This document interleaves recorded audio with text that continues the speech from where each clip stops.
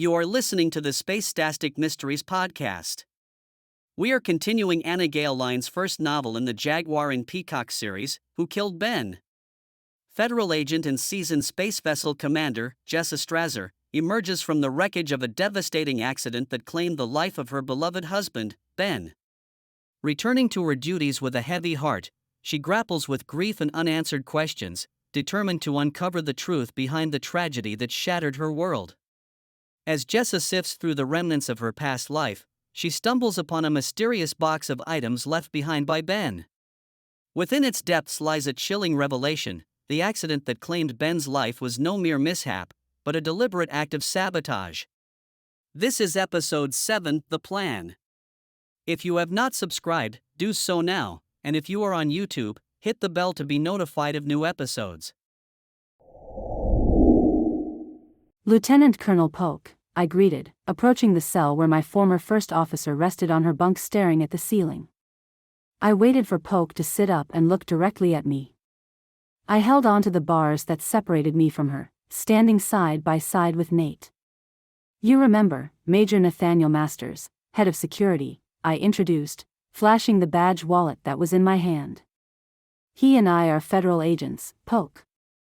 I couldn't believe how calm Polk appeared. I wanted to walk into that cell and thrash her. Instead, I took a deep breath, tightening my grip on the bars. But, Nate said coldly, watching Polk fold her arms, you already knew that. How would I know that? Polk demanded, glancing in Nate's direction. Because you knew my brother, Ben Masters, Nate continued, grabbing the bars of the cell. Who's that? Polk asked, her voice as cold as a 12-year-old corpse. Her eyes darted around the cell. Let me see, I began, putting my finger to my pursed lips. What did you use to call him, Natasha? That's right. Benji. I slapped the bars with the palm of my hand. That's what you called him, right, Natasha? Why do you keep calling me Natasha?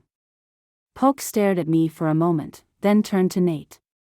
The colonel must be confused, Major. I am Lieutenant Colonel Polk. You can stick with that story all you want, Natasha. Nate surveyed her quickly from head to toe, his lips curled in disgust. But, Natasha, I did a background check on Rochelle Polk. Looking down her nose, she snarled, and of course, you found everything was in order. A spasm of irritation crossed his face. When I read up on Rochelle Polk, my instincts told me something was wrong. Being a federal agent, I am trained to follow my instincts, he explained, smiling maliciously. So, Natasha, I called your last 3 posts. They have never heard of Rochelle Polk. I didn't start piecing it together until I saw one of my husband's logs, I provided, shaking my bent finger at Polk. You know the one, where you tell Ben that you should have been his wife instead of me.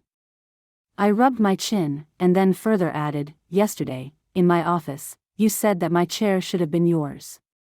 Those 2 shoulds got me to connecting the dots. That's ridiculous, she shouted, sitting straight up with her back against the wall. Indignation rose to Polk's cheeks, her mouth contorted grotesquely. You can't prove I am this Natasha, Colonel. That is where you are wrong, Nate stated, folding his hands with the thumbs facing up. He shook his folded hands at her.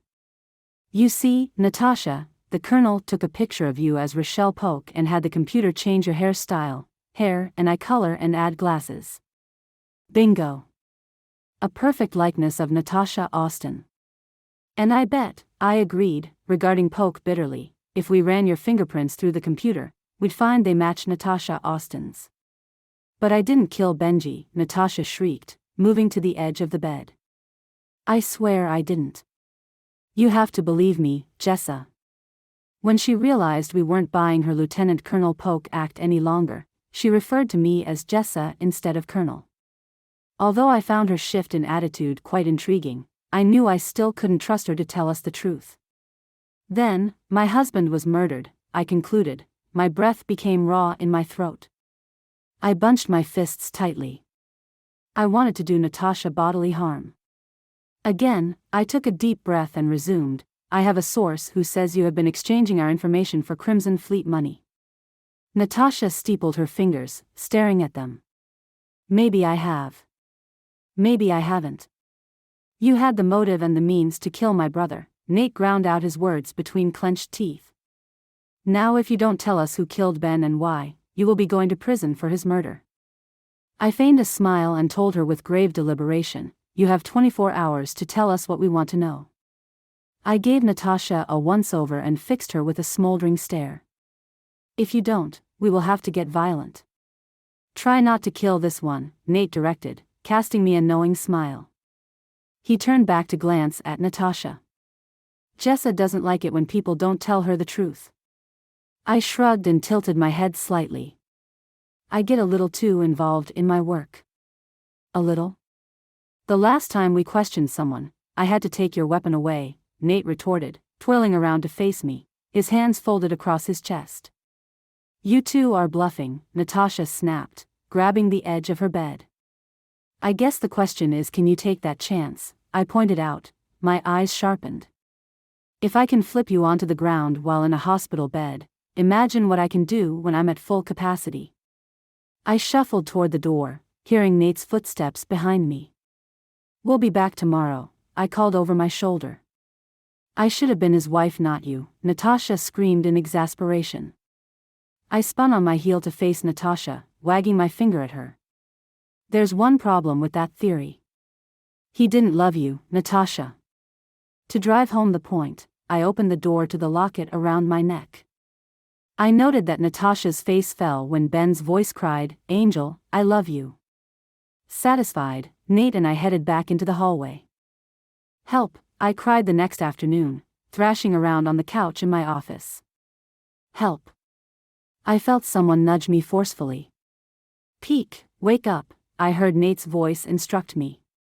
It's okay. I woke up with a start, trying to catch my breath. My heart pounded in my ears. I could feel the color draining from my face. Nate sat down beside me on the couch, putting his arms around me. I laid my head on his shoulder. I didn't say a word. You're trembling, he observed. He positioned himself so he could see me better. What did you dream about that's got you so frightened? I leaned forward, putting my head in my hands. It's the same dream every time I sleep, I confided. I shook my head. Ever since the accident. Nate let out a startled gasp. That was 6 months ago. Don't you think that I know that it isn't healthy for me to be staying up at night? That neither is waiting until I am too exhausted to dream before falling into bed, I yelled, moving to the edge of the couch. I stood up and faced him. Or that it is unprofessional for me to be taking naps in my office during the day? If I had told you or Graham, neither of you would have let me come back to work. You're right. We wouldn't. Nate rose to his feet and walked over to where I was standing. He took me in his arms. Tell me what this night terror is about. I took a deep breath and vocalized for the first time every detail of the dream that had plagued me for so long. I keep seeing the accident and then the dream shifts. I am in the hospital, I started, covering my face with my hand. This doctor in black injects everyone with a drug that kills them instantaneously. When the doctor turns to inject me, I can't make out his face. And that's when I wake up. Could it be a warning about our case? You know, it has happened before. He held me at arm's length, not saying anything for a few agonizing moments.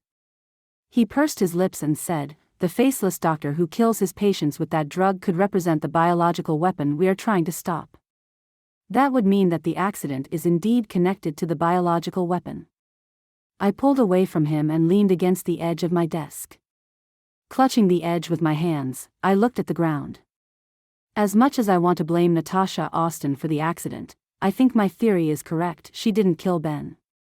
If she had, these dreams would have stopped now that she is locked up. But she said she was going to ruin Ben and your lives, he objected, lifting my chin up with his hand. I stared up into his questioning eyes and clarified, maybe she meant she was going to tell the Crimson Fleet that Ben knew about their plans. She knew that they would deal with him. Then where does that leave us? I put the thumb and index finger of my left hand to my nose as if nursing a sinus headache. I think that our best bet is To locate the men that were in that room, talking about the weapon. I closed my eyes a few seconds. Nate laughed. After he finished, he told me, that's going to be like trying to find a diamond ring in the Atlantic Ocean. I raised my head and fixed him with a level stare. Ben said one of the men had fair skin, white hair, and a British accent. We'll start there, I directed, giving him a keep your mouth shut look. Why don't we discuss it over an early dinner in the mess hall, Nate suggested, kissing my head. I nodded, running my fingers through my hair. Turning around, I picked my Quan pad off my desk. With it in tow, I walked toward the door with Nate following close behind. I noticed the waiter approaching with our food, so I lifted the privacy wall. As the waiter set down the food, the comlet around my wrist chimed. When I pressed my thumb to the center of the comlet, a masculine voice announced, Colonel Strasser, there is a priority call for you from a Luke Hayden on a secure channel. Nate and I exchanged an amused look. Stone, patch it through to the terminal at this table, I instructed my company clerk. Luke appeared on the screen, dressed in a gray sweatshirt and jeans. Jessa, it's so good to see you again. His eyes fixed on me. Do you know that you are more beautiful now than when you left for the academy?